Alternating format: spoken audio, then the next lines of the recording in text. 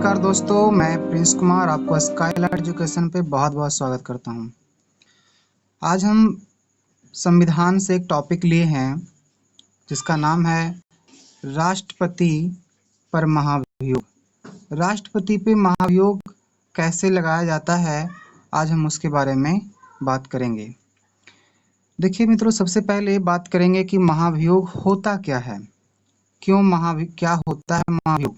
तो महाभियोग वह प्रक्रिया है, संवैधानिक प्रक्रिया है, जिसके द्वारा राष्ट्रपति को उनके काल का जो अवधि है उससे पहले हटाया जा सकता है। उन्हें अगर राष्ट्रपति को हटाना है तो उन्हें महाभियोग की प्रक्रिया के द्वारा हटाया जा सकता है 5 वर्ष से पहले। लेकिन कंडीशन ये है कि महाभियोग लगेगा कब। तो महाभियोग लगाने के लिए प्रक्रिया ये है, तरीका ये है कि अगर राष्ट्रपति संविधान का विरोध, संविधान में जो प्रावधान है उनके उल्लंघन करते हैं, संविधान के विरोध कोई काम करते हैं या संविधान के जो है प्रावधानों का उल्लंघन करते हैं, तो ऐसी स्थिति में राष्ट्रपति पर महाभियोग लगाया जाता है। और राष्ट्रपति पे महाभियोग का वर्णन हमारे संविधान में का जो अनुच्छेद है, हमारे संविधान का जो अनुच्छेद 61 है, 61 अनुच्छेद 61 जो है वह राष्ट्रपति पर महाभियोग का प्रावधान के बारे में बताता है। राष्ट्रपति पे महाभियोग कैसे लगाया जाएगा इसके बारे में ये सारे वर्णन अनुच्छेद 61 में बताया गया है। देखिए, राष्ट्रपति पे महाभियोग लगाने के लिए संसद के किसी भी सदन से बातें को उठाया जा सकता है, मुद्दा उठाया जा सकता है, चाहे वह लोकसभा हो या राज्यसभा हो, वह प्रथम सदन हो या दूसरा सदन, किसी भी सदन से, लोअर हाउस या अपर हाउस, किसी भी हाउस से क्या होगा कि उसमें मुद्दा उठाया जा सकता है।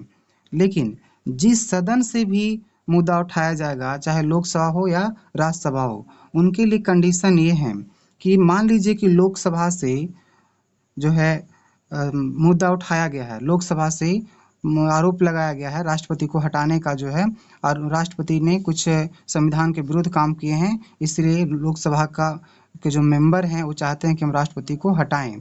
तो उनके लिए क्या होगा कि मैंने यहाँ एग्जाम्पल लिया है लोकसभा, आप किसी भी सभा से जो है इस मुद्दा को उठाया जा सकता है, चाहे तो वो राज्यसभा हो या तो लोकसभा हो, किसी भी मुद्दा के पर किसी भी जो है सदन से ये बातें उठ सकती है। लेकिन जहाँ से भी, जिस सदन से भी राष्ट्रपति पर महाभियोग चलाया जाएगा, का प्रारंभ किया जाएगा, उस सदन में, उस सदन का 1/4 सदस्य का उस रिपोर्ट पर, उस मुद्दा पे सिग्नेचर होना चाहिए। मतलब अगर लोकसभा से मान लीजिए कि महाभियोग की प्रक्रिया का शुरुआत किया गया है, तो लोकसभा में जितने भी सदस्य होंगे उसके 1/4 लोगों के द्वारा, 1/4 लोगों के द्वारा पारित करते हुए जो प्रस्ताव है, उस प्रस्ताव को पारित करते हुए पीठासीन पदाधिकारी के द्वारा जो है राष्ट्रपति को 14 दिन पहले, पीठासीन पदाधिकारी के द्वारा, पीठासीन पदाधिकारी के द्वारा राष्ट्रपति को 14 दिन पहले जो है सूचना देना पड़ेगा। जिस भी सदन से प्रस्ताव पारित किया जाएगा, उस सदन के 1/4 सदस्यों के द्वारा, उस सदन के 1/4 सदस्य के द्वारा सिग्नेचर करते हुए पीठासीन अधिकारी के द्वारा राष्ट्रपति को 14 दिन पूर्व जो है सूचना दिया जाएगा। जब 14 दिन पूर्व, मान लीजिए कि लोकसभा से यह काम शुरू हुआ, इस लोकसभा के जितने भी सदस्य होंगे उसका 1/4 क्या होगा कि उस पर सिग्नेचर करेगा, और सिग्नेचर करके बहुमत को पारित, 1/4 बहुमत से पारित करके पीठासीन पदाधिकारी के द्वारा लोकसभा से राष्ट्रपति को भेजा जाएगा। भेजने का काम कौन करेगा? पीठासीन पदाधिकारी। पीठासीन पदाधिकारी क्या करेंगे कि राष्ट्रपति को ये प्रस्ताव भेजेंगे 14 दिन पहले। बहुत इंपॉर्टेंट क्वेश्चन है, कितने दिन पहले? तो 14 दिन पहले भेजा जाएगा।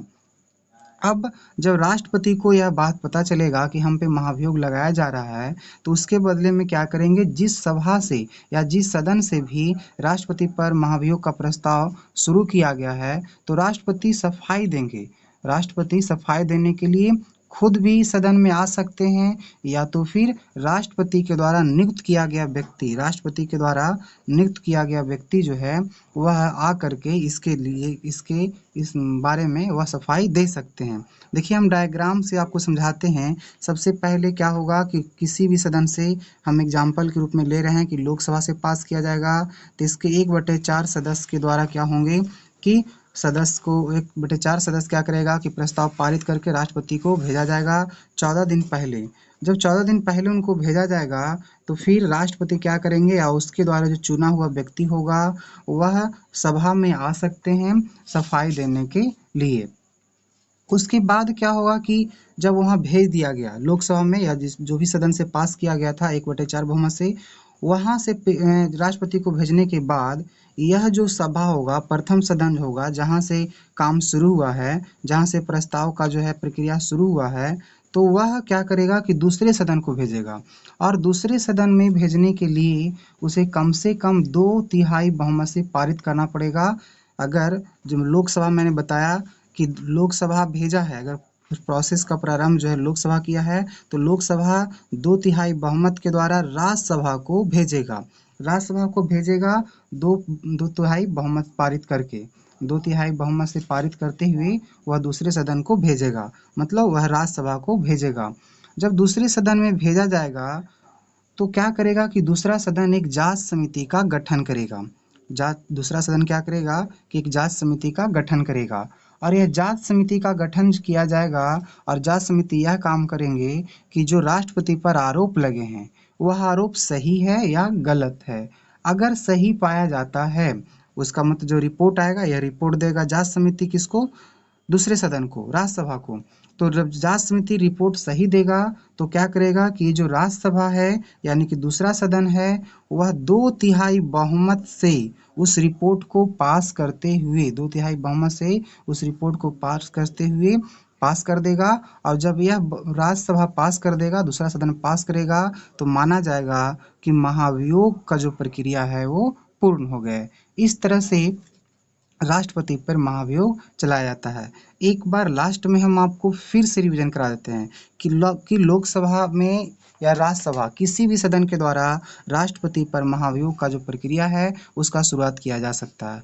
कंडीशन ये है कि जहाँ से भी यह प्रक्रिया शुरू किया जाएगा वहाँ कम से कम 1/4 1/4 सदस्यों के द्वारा सिग्नेचर करके हस्ताक्षर करके राष्ट्रपति को पीठासीन अधिकारी के द्वारा 14 दिन पूर्व सूचित किया जाएगा।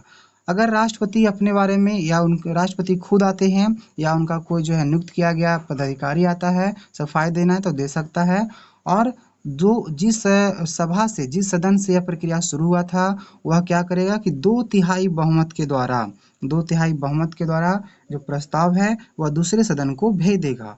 जब दूसरे सदन में जब प्रस्ताव जाएगा तो दूसरा सदन क्या करेगा कि वह जांच समिति का गठन करेगा। जांच समिति का जब अपना रिपोर्ट दे देगा कि यह जो महाभियोग का आरोप है वो सही है, जो आरोप लगाए गए हैं राष्ट्रपति पर वो सही है, संविधान उल्लंघन का आरोप सही है, तो क्या करेगा कि 2/3 बहुमत के द्वारा उस प्रस्ताव को पारित कर देंगे और जब दूसरे सदन से पारित हो जाएगा तो राष्ट्रपति पर महाभियोग का प्रक्रिया पूर्ण माना जाएगा और राष्ट्रपति को अपने जो पद हैं उसे छोड़ना पड़ेगा। लेकिन आज तक भारत में किसी भी राष्ट्रपति पे जो है महाभियोग नहीं लगाए गए हैं। अगर किसी राष्ट्रपति पर महाभियोग लगता है तो क्या होगा कि 6 महीने के अंदर उस पद को भरना बहुत ज़रूरी होता है, बहुत ज़रूरी होता है। तो थैंक यू, आपको बहुत ही आपको अच्छे